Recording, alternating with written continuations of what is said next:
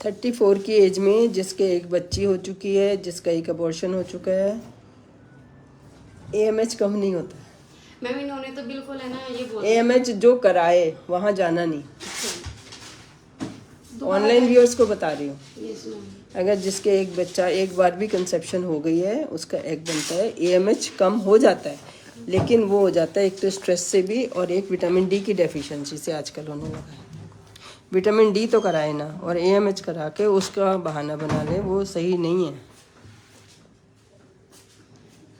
तब इससे इन्होंने बोला ये नई बात है, अभी शायद डॉक्टर्स को भी नहीं पता है कि विटामिन डी की कमी से AMH कम हो जाता है। बॉडी सोचती है विटामिन डी तो है ही नहीं, एग क्यों बना लें, बच्चे को विटामिन डी कहाँ से मिलेगी।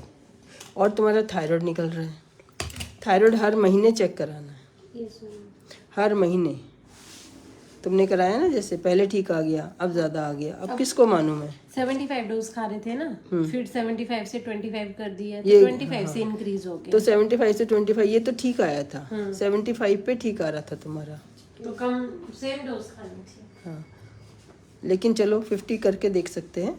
अब आपकी वीडियो देख के ही मैंने पिछले मंथ भी करवाया, फिर अब की बार भी करवाया। अच्छा, कहाँ रहते? हम कैथल गांव में रहते हैं मैम, सजुमा गांव कैथल से हैं। और उन्होंने बोला तो देखो पता चल गया ना, अगर नहीं कराते हर महीने तो पता ही नहीं चलता। डोज कम डोज करिए तो अगले महीने नहीं कराएंगे तो पता नहीं चलेगा ना कि डोज ज़्यादा कम हो गई। और 75 से 25 तो ये ठीक आई थी, बल्कि इसमें भी तो 75 में भी तुम्हारी रिपोर्ट ठीक आ रही है। हम 50 करके देख सकते हैं कि क्या पता है 50 से भी बॉडी ठीक रहे, क्योंकि तुम्हारा वेट कम है, वेट 58 है।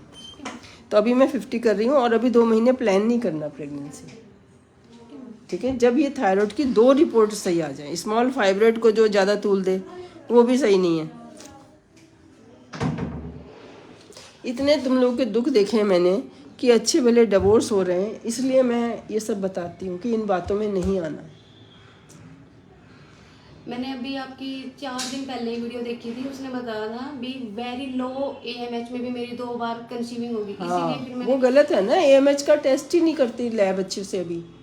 तो मेरे को ये बोला भी आपका AMH है ना लो है, तो आपको डोनर एग लेके ही IVF डोनर एग का क्या फ़ायदा, हम बच्चे नहीं अडॉप्ट कर लेंगे। वो तो तब की बात है, अभी मैंने भी बताया उसकी 50 की एज है, 50 साल की है, वो कह रही है मेरी कैसे प्रेगनेंसी होगी, उसको बताया डोनर एग। 34 पे थोड़ी, 34 साल पे तो तुम पीक पे होते हो अपनी फर्टिलिटी के। सिर्फ थायराइड ही सिर्फ होता है, या स्मोकिंग, स्मोकिंग करते हो? हाँ, तो उससे एग खराब हो जाते हैं।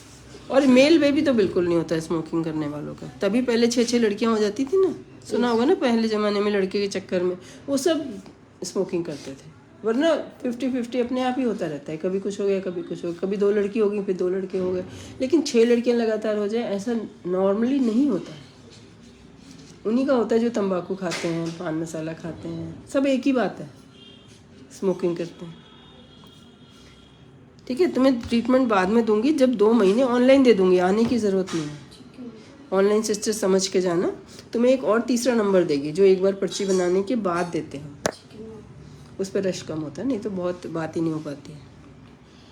जैसे ये भी दिक्कत होती है ना, टाइम के हिसाब से मेरे हस्बैंड की ड्यूटी बाहर रहती है, तो इसमें डॉक्टर क्या करेगा, इसमें तो हस्बैंड से कोई बुलाना पड़ेगा ना। हाँ वही तो। इसके लिए AMH थोड़ी ठीक करने से ठीक हो जाएगा। नो मैम, अगर डे 12 पे फर्टाइल डेज हैं, ये समझा करो और ये बताया करो कि हम तो उस 20 के दिनों में मिल ही नहीं पाते, तो हमें इलाज की थोड़ी ज़रूरत है। ये मैंने उनको बोला था मैम, जैसे कई बार है ना इनको छुट्टी का ऐसी दिक्कत होती है कि पीरियड्स। तो इसका मतलब डॉक्टर कुछ कर देगा जो बिना फर्टाइल डेज में प्रेगनेंसी हो जाएगी। 17 और 18 दिन के, तो वो पता क्या बोले ऐसे डे 11। हाँ तो वो समझ लो, यही पहचान ही करना बता रही हूँ कि समझ लो उसको IVF करना है, आपका बच्चा नहीं करना है। आप जा सकते हो, ट्रैवल कर सकते हो, भी दे अल्ट्रासाउंड करा, एक LH किट होती है, LH किट होती है, इसमें एक दिन पहले पता चल जाता है कल एग बनने वाला है, सिस्टर समझाएगी तुम्हें, खरीद के लाओ अभी समझाएगी। तो जिस दिन LH किट में पॉजिटिव आ जाएगा ना, उसके 24 आवर के बाद एग बनता है। हाँ,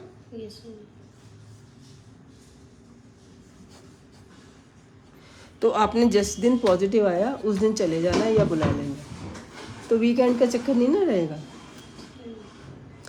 और कुछ बातें उन्होंने जैसे बोले, फिर उनकी बातें मुझे सुननी नहीं है, नहीं मैम एक चीज, आप मेरी बस सुनो। इतने एडवांस ना बोल रहे थे, जितनी पूछो उतनी बता देना। ये भी तो बात हाँ नहीं, मुझे नहीं सुननी, बेकार गुस्सा आ जाता है मुझे, ठीक है। आपको पता है मैं ये तुम्हारी शक्ल पे सारा कुछ दिख रहा है, रोज आना देखती हूँ, रोज के 10 सबकी पेशेंट, कहानियां सेम होती है। सबकी सेम ही कहानी होती है।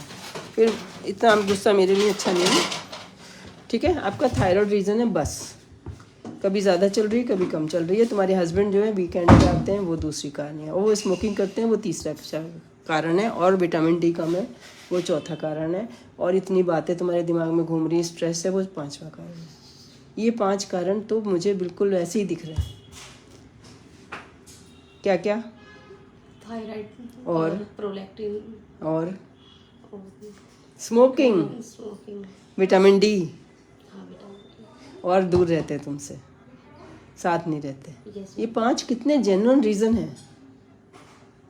इसमें बच्चा हो ही नहीं सकता, होना ही नहीं चाहिए। विटामिन डी की डेफिशिएंसी में स्मोकिंग वाले के बच्चा होना ही नहीं चाहिए। उनकी आंखें लाल हो रही हैं, तुमसे 20 साल बड़े लग रहे हैं, वो लग ही नहीं रहे तुम्हारे हस्बैंड ने। स्मोकिंग करके आपने अपना शरीर खराब किया हुआ। तो नेचर को अंदर पता है, स्पर्म को इतना नाजुक बनाया है, जो पाल सके उसी के यहाँ पैदा हो बच्चा, समझ गए। स्मोकिंग वाला कैसे पालेगा, वो खुद ही बीमार रहेगा। जिस दिन एलएच किट बता दो इसको, जिस दिन एलएच किट में पॉजिटिव आया उस दिन फ़ोन कर दिया, आ जाओ। हाँ, उस दिन मिले, एक दिन छोड़ के फिर मिले, तीसरे दिन ऑफिस दोबारा वापस चले गए। एक ही छुट्टी लगेगी, काम करके शाम को आ गए, मिले, अगले दिन छुट्टी ली, मतलब आराम किया। गर्मी में भी नहीं निकलना, गर्मियाँ तो अब हैं भी नहीं। फिर नेक्स्ट डे सुबह मिल के 36 आवर्स के बाद, और चले गए, फिर ड्यूटी कर ली। एक थायराइड तुमने हर महीने कराना है। Yes ma'am. प्रोलैक्टिन तो ज़्यादा ही आएगा, मैं उसकी दवाई दे नहीं रही हूँ अभी। जब तुम्हारा थायराइड हो वो छोड़ देंगे तब ये कैपगोलिन खाना है, इसके पैसे क्यों वेस्ट करने। सिस्टर समझाना कि ये मैंने हर हफ्ते खानी है, जब थायराइड ठीक हो जाएगा स्मोकिंग छोड़ देंगे, लिख के मैं काट रही हूँ। अभी इसके प्रोलैक्टिन ठीक करने का फ़ायदा नहीं है, मेरी बातों से ही ठीक हो जाता है, अगर यकीन आ जाए तो। यकीन है मैम, ऑनलाइन देख के ही आए हैं, आपके वीडियो देख के ही। अच्छा, हस्बैंड के शुगर भी कराना है, ठीक है।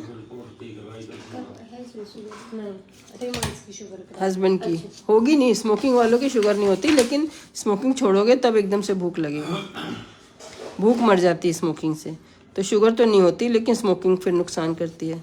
धूप में रहते हैं जो लोग तो गर्मी नुकसान करती है, ठंड में रहते हैं नहीं धूप में निकलते तो विटामिन डी डेफिशिएंसी नुकसान करती है। तो हमें बीच बीच का चलना पड़ता है कि धूप भी लगे और गर्मी भी ना हो, ठीक है। स्मोकिंग भी नहीं करें और शुगर भी ना हो। कोई भी कमी होगी सबसे पहले स्पर्म को नुकसान होगा। एग से भी नाजुक होता है स्पर्म। जो स्मोकिंग की हिस्ट्री ना पूछे, जो डॉक्टर ये ना पूछे कि हस्बैंड स्मोकिंग करते हैं, साथ में रहते हैं, ये तो हमें एमबीबीएस के पहले चैप्टर में लिखा है। पहले शुरू में जब गायनी पढ़ते हैं पहले दिन ही सिखाया जाता है। तो ये कैसे हो सकता है कि ये किसी को भी ना पता हो जिसने एमबीबीएस पास करी है। ये तो हो ही नहीं सकता ना, इसमें कोई ऐसी नॉलेज की बात। हस्बैंड साथ रहते हैं ये पहले पूछना होता है। स्मोकिंग तो नहीं करते, पहले पूछना होता है। विटामिन डी नई बात है, वो नहीं पता। इतनी छोटी उम्र में शुगर हो रही है आजकल, ये नई बात है, ये नहीं पता तो मुझे एक्सेप्टेबल है, चलो कोई बात नहीं।